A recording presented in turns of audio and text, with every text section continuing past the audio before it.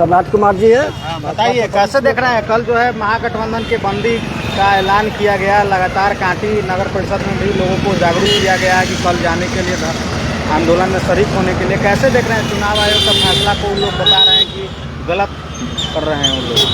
सबसे बड़ी बात है कि सबसे पहले आपको हम धन्यवाद देते हैं कि जनता में अवेयरनेस, जागरूकता लाने के लिए आपने ये पहल किया है और आप एनडीए की बातों को भी आम लोगों तक पहुंचा रहे हैं। इसके लिए आपको हम धन्यवाद देते हैं। सबसे बड़ा चीज़ है कि कोई भी चुनाव होता है, चुनाव में हम अपने घर के मुखिया को चुनते हैं, राज्य हो या फिर देश हो। तो चुनाव में अगर हमको मुखिया चुनना है, मुख्यमंत्री चुनना है, तो हम उस घर के मुखिया को चुनने के लिए उस घर का सदस्य ही वोट करेगा, न कि हमारे पड़ोस का बच्चा आके कहे कि ना ये व्यक्ति सदस्य होगा। कहीं से ये जायज़ नहीं है। दूसरी बात है कि चुनाव आयोग ने स्पष्ट किया है कि मतदाता पुनरीक्षण का जो कार्य हर 10 साल पर होना चाहिए था। पहली बार है कि 20 साल पर हो रहा है। 2003 में भी मतदाता पुनरीक्षण का काम हुआ था। उस समय 4,96,00,000 मतदाता बिहार में रजिस्टर्ड हुए थे।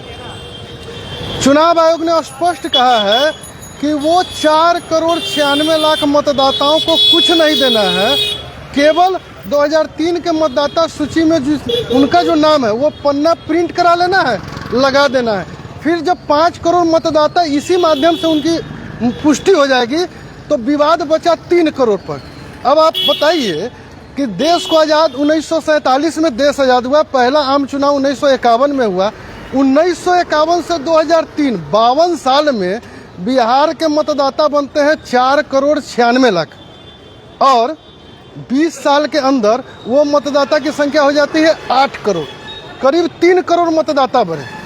जिन गरीब गुरबों की बात करती है महागठबंधन की सरकार और उनके लोग, महागठबंधन के जो लोग कहते हैं कि गरीब गुरबों का अधिकार छीना जाता है, तो मैं याद दिलाना चाहता हूं कि 2003 में उन्हीं की सरकार थी, उन्हीं के सरकार में पुनरीक्षण कार्य हुआ था और 30-40 साल के जो युवा है जो उस समय वोट देते थे, उनको याद होगा लालू जी कहते थे कि जिन निकलेगा कांग्रेस के सहयोग से, और पेटी से जिन निकलता था। वो जिन क्या था? वो गरीब गुरबों का वोट था जो वो दे नहीं पाता था, उसकी जगह वो बैलेट बूथ को कब्जा करके छाप दिया जाता था और वो जिन के रूप में निकलता था।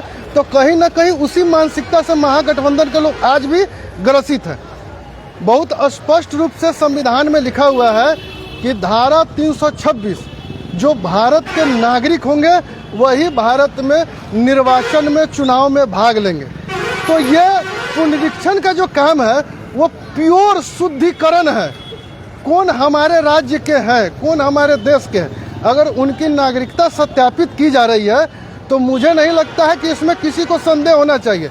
अगर मेरे पूर्वज भारत में रहते हैं तो उनके पास जमीन होगा। चुनाव आयोग ने भी कहा है कि आप जमीन का पेपर लगा दीजिए। तो हमारे बाबूजी अगर यहाँ हैं, मेरे दादा यहाँ के हैं, तो मेरे पास जमीन का कागज होगा, हम उससे पुष्टि कर सकते हैं। तो ये किसके लिए ये विषय बना हुआ है कौतूहल का? वैसे लोग जो भारत के नागरिक नहीं हैं, छद्म रूप से या फिर घुसपैठ के तरीके से भारत में आकर बस गए हैं और उन्होंने विभिन्न तरीके का दस्तावेज, वैसे दस्तावेज जो 1987 से पहले नहीं बन सकता था, उसको बनवाए थे। और वो देख रहे हैं कि अगर इन लोगों का नाम छट गया तो फिर वो घुसपैठिए जो मेरा वोट बैंक है वो छट जाएंगे और पिछली बार का जो उनका प्रदर्शन है वो नीचे आ जाएगा। इसी कारण से वे भयभीत। विपक्ष लगातार हमलावर है, आप लोगों पे लगातार सवाल खड़ा कर रहे हैं कि चुनाव के 3 महीना बचा हुआ है, 3 महीना में कैसे बिहार का पूरी जगहों पे सर्वे हो जाएगा, पूरा चीज अपलोड हो जाएगा। ये हमने आपको बताया कि 4,96,00,000 लोग जो 2003 के मतदाता सूची में है, वो सूची चुनाव आयोग ने मदद के तौर पर आगे बढ़कर उपलब्ध कराया है। तो 7,80,00,000 मतदाताओं में से 4,96,00,000 मतदाताओं की जो प्रमाण पत्र है वो चुनाव आयोग ने ही उपलब्ध करा दिया। शेष जो बच गए 2,80,00,000 मतदाता, उसमें से जो स्थानीय है, जो भारत के नागरिक हैं या राज्य के नागरिक हैं, उनके पास भी प्रमाण है। फिर वो मैट्रिक का सर्टिफिकेट हो, जाति हो, आवासीय हो, विभिन्न तरह के प्रमाण पत्र है, उनको कहीं से चिंता करने की आवश्यकता नहीं है। हमारे विपक्ष और खास करके महागठबंधन की चिंता ये है कि उन्होंने जिसको बोगस वोटर बनाया है वो कहाँ से प्रमाण लाएंगे? और ये वही लोग हैं जो महाराष्ट्र के चुनाव के बाद चुनाव आयोग पर पहुंच के कहे थे कि यहाँ शुद्धिकरण होना चाहिए। बंगाल के चुनाव में शुद्धिकरण की बात करते थे।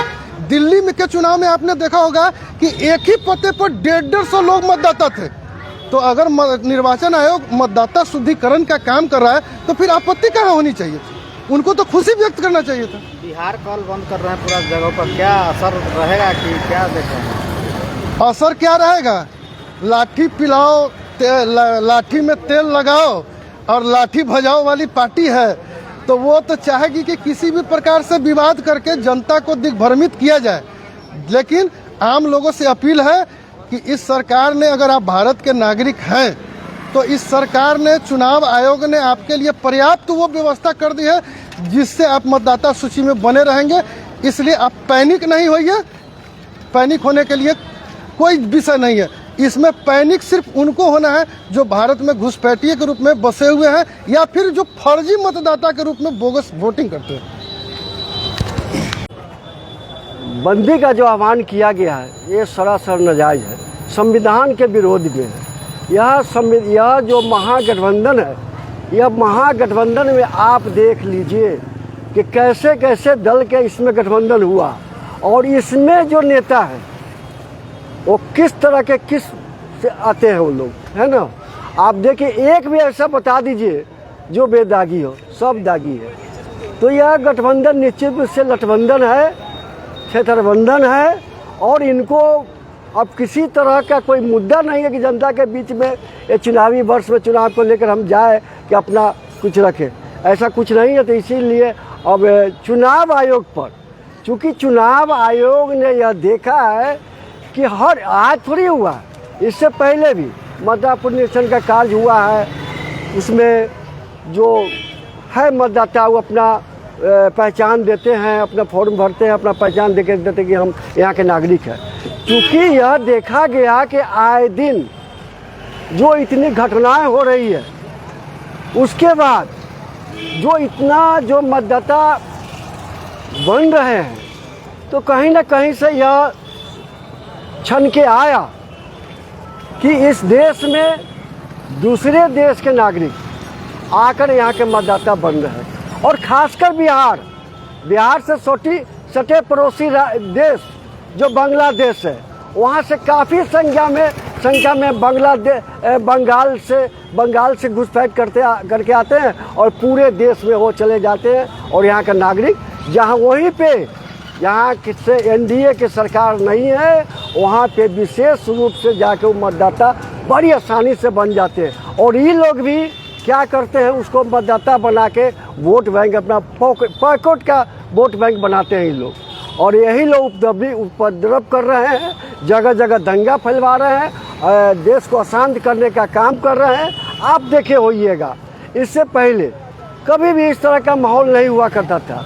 इस बार मुहर्रम में देखिए, लगभग जगह प्रशासन से लेके और हिंदुस्तान के हर नागरिक, मुहर्रम हो या कोई भी पर्व हो, एक दूसरे से मिलकर एक दूसरे को लोग सौहार्दपूर्ण वातावरण में मिलते जुलते थे और पर्व मनाते थे।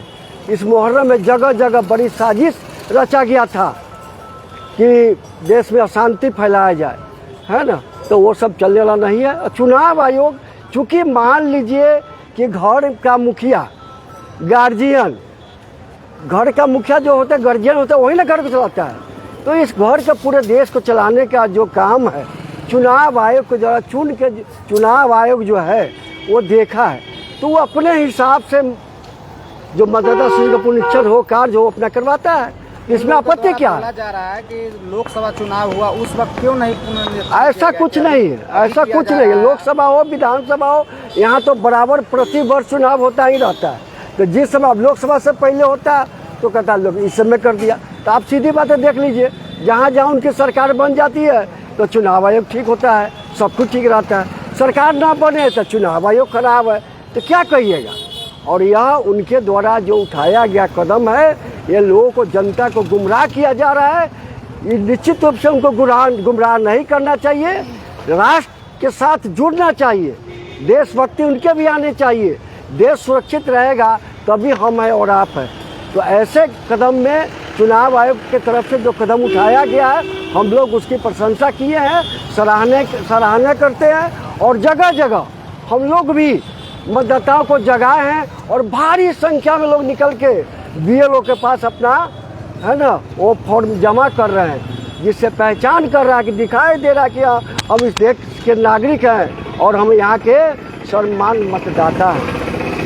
कह रहे हैं कि आधार कार्ड को अमान्य कर दिया गया, सभी लोग के पास आधार कार्ड है मगर इसमें अमान्य किया गया, उसको लेकर भी चुनाव पर जो है आरोप लगा रहे हैं। ये तो आधार कार्ड क्यों मतलब चुनाव आयोग उसको अमान्य किया इसके लिए वो तो चुनाव आयोग समझे, लेकिन निश्चित रूप से हमने भी देखा है कि आधार कार्ड तो बहुत ही सिंपल तरीके से कुछ न कुछ गड़बड़ी हुआ, उसमें लोग बनवा दिया, तो कहीं न कहीं लगाते तो सीधी बात है। 2003 का मतदाता यदि है, उससे पहले का जो है उस समय के जो मतदाता है 2003 का मतदाता हर BLO के पास उपलब्ध है और आज का भी मतदाता उपलब्ध है, मतदाता सूची उपलब्ध है।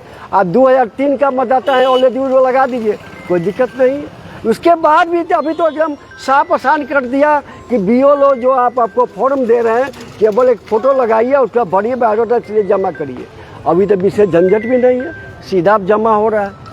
चुनाव बिहार में कल बंदी महागठबंधन किया, उससे कितना असर पड़ेगा बिहार? कोई असर नहीं पड़ेगा, ये लोग गठबंधन करेंगे, ज़्यादा टेक्नोलॉजी करेगा जनता के साथ। अब मान लीजिए सड़क बंद कर देगा, किसी को मतलब है हॉस्पिटल जाना है, कहीं कुछ जाना है, कोई कुछ करना है, किसी को एग्जाम देना है, कोई कुछ करना है, इस हिसाब से हाँ ठीक है, लोकतंत्र में आपको विरोध करने का सबका अधिकार है, लेकिन कानून से ऊपर उठ के नहीं।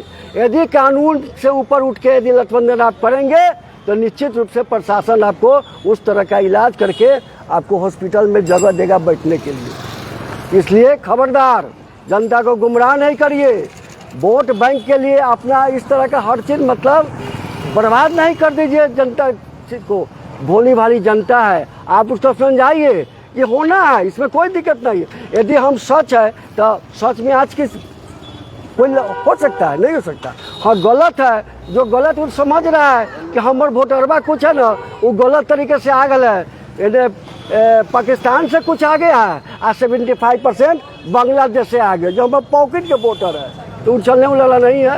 ये लोग अपना चिल्लाते रहे, बोलते रहे, और हम तो कह दिया कि 20 साल आप लोग आराम करिए, 20 साल तक इस देश में आप लोग कोई जनता को जगह नहीं दे रही है, या राज्य सरकार में जाने के लिए या केंद्र सरकार में जाने के लिए।